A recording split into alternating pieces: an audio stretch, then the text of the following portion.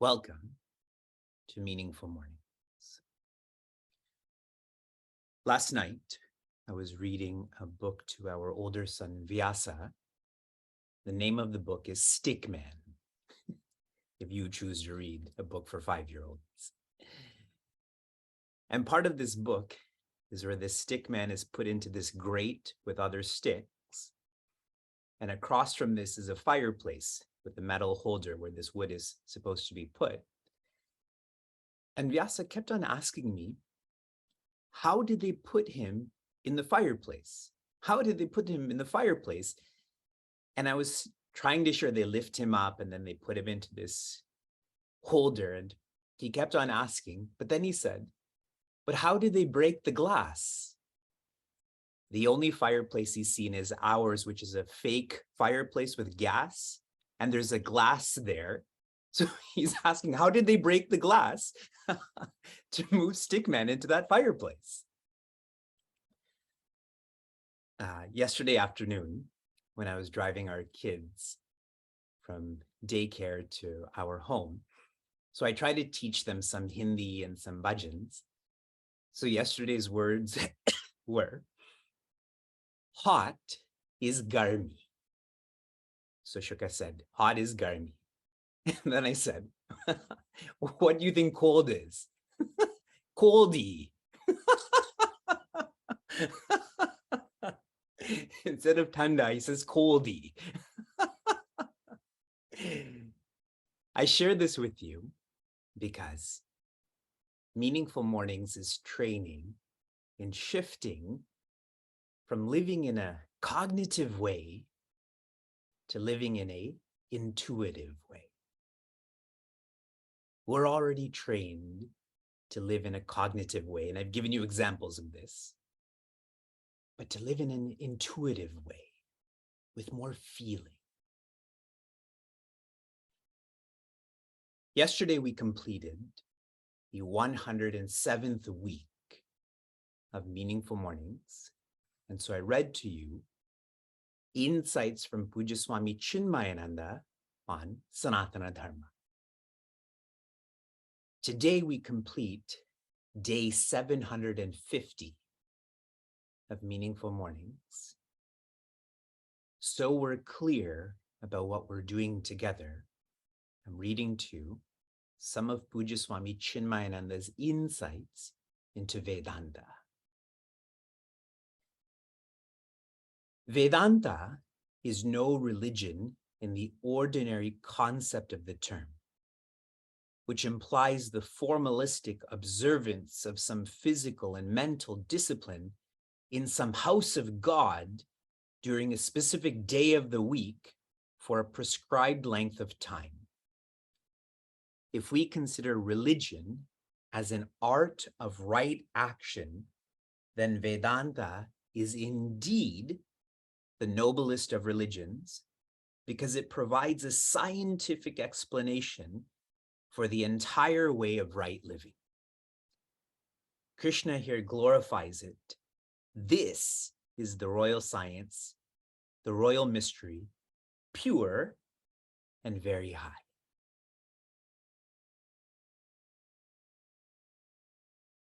What Sri Krishna has been teaching us throughout Bhagavad Gita, and specifically in the first 3 verses of chapter 9, is to live intentionally. I have found that the word intentional has become a buzzword, a fad. Tell me, what does living intentionally entail? If you had to explain this to your neighbor, what would you say living intentionally is? Or most of us will say, to live intentionally. To live in the present, to unitask, to know all of your actions, to have a purpose. Wonderful. I'm so happy to read all of this.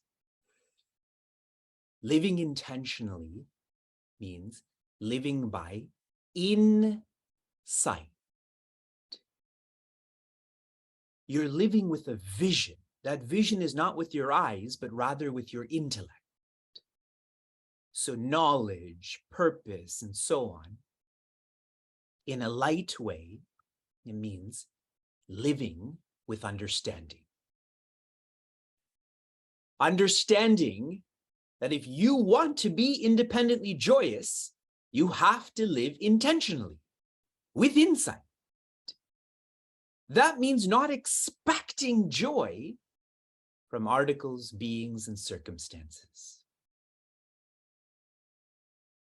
When I facilitate annual seva training for different centers and communities, the consistent message is, you are engaged in seva or service if you have no expectations. If you have an expectation, you are not serving, you are volunteering. You're doing this for someone to sign a form or to recognize you. If you're living with insight, that means your mind is quietened. Better than that, focused. And better than that, reflective.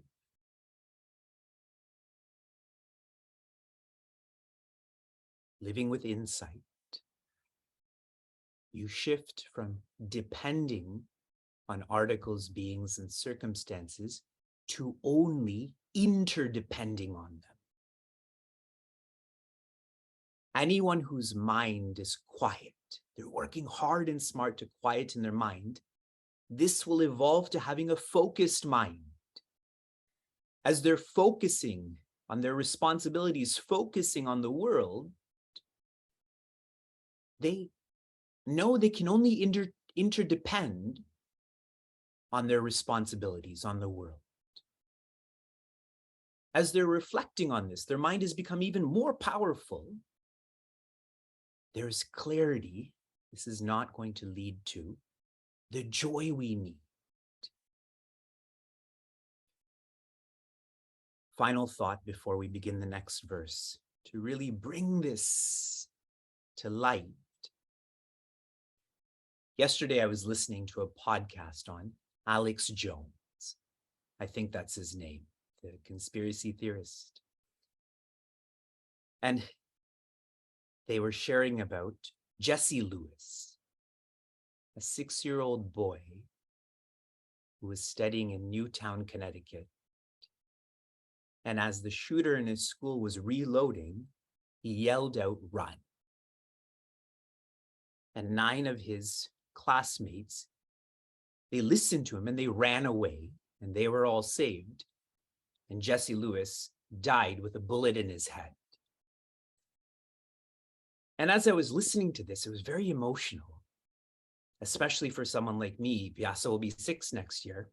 But then I thought to myself, very smartly and in a hard way, that this happening, I have to interdepend with this experience. I can't get stuck in this experience. I have to move forward. All right. Verse 4. 4 and 5 go together.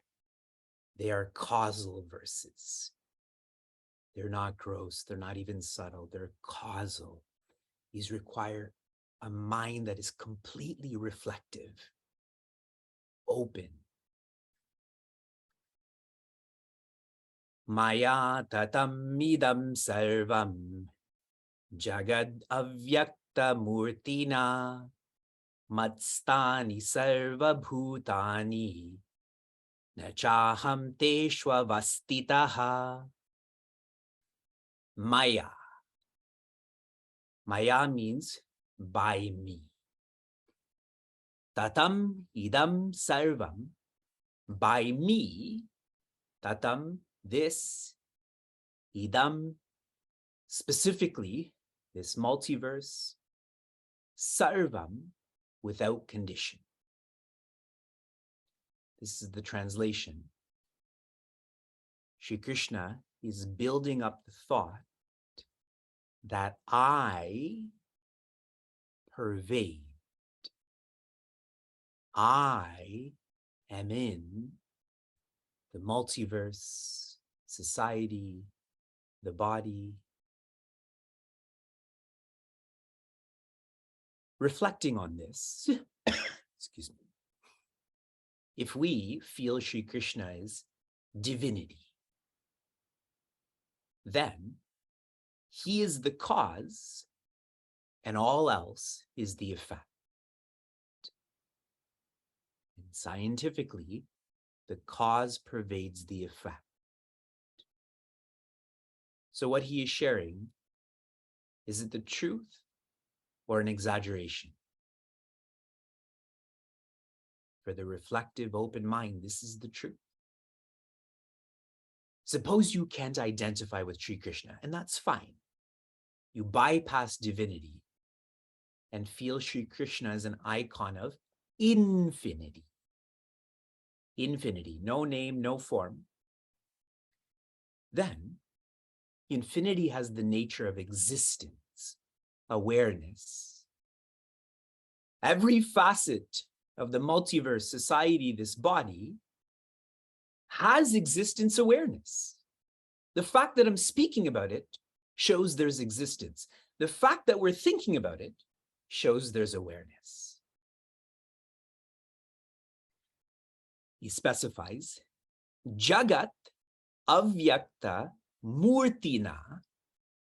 Jagat means world, better is multiverse, best is every experience. No condition.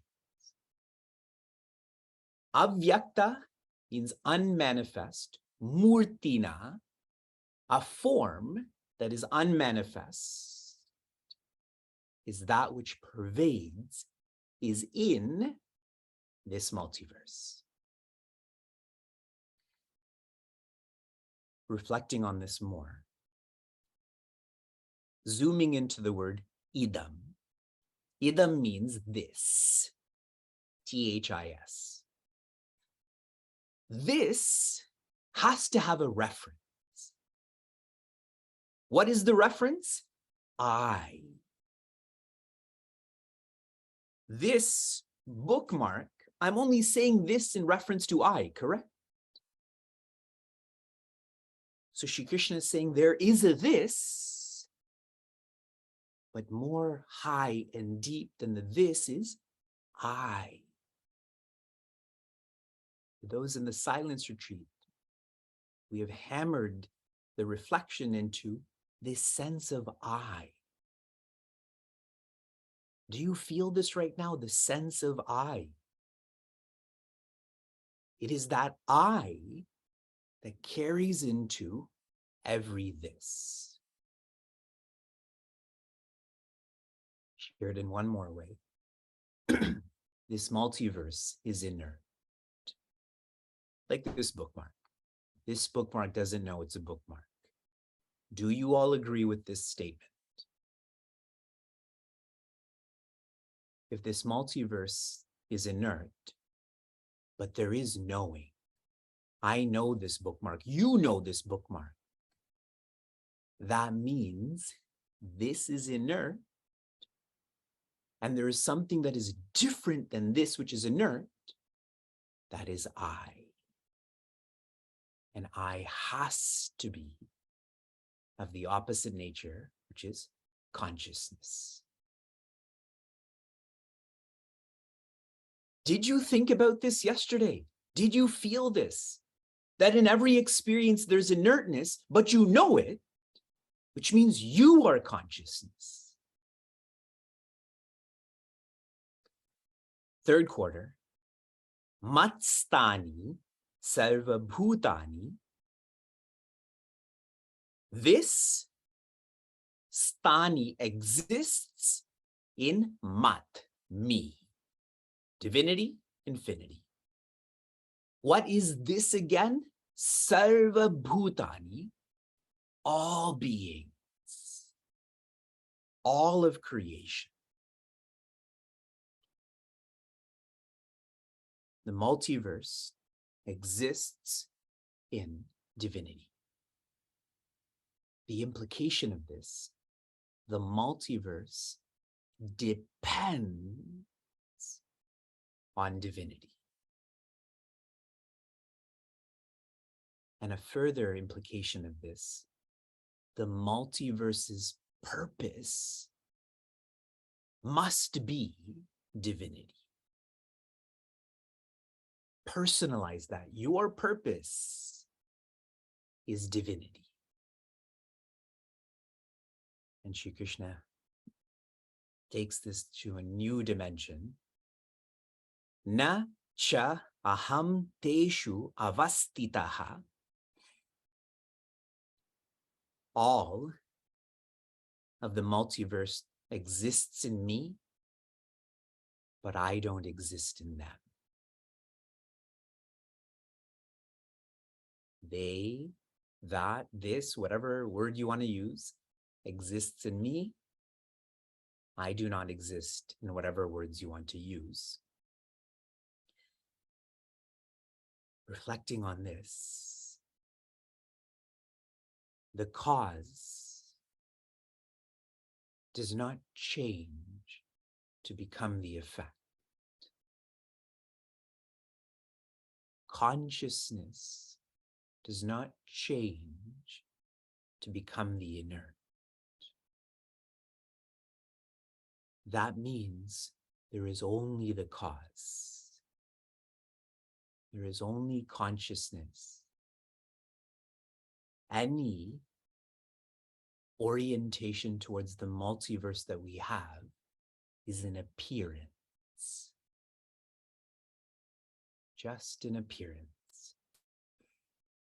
And what should your relationship be with an appearance? Have fun. And they illuminate the Niagara Falls with different colors. Does the water actually change? It's just an appearance that tourists and citizens have fun with. That's insight, isn't it? That's intentional living. Not just being in the present. That everything one does is backed by vision. And to really complete this verse, the first 6 chapters, Tvam. The second 6 chapters, Tat. Tvam is just an appearance.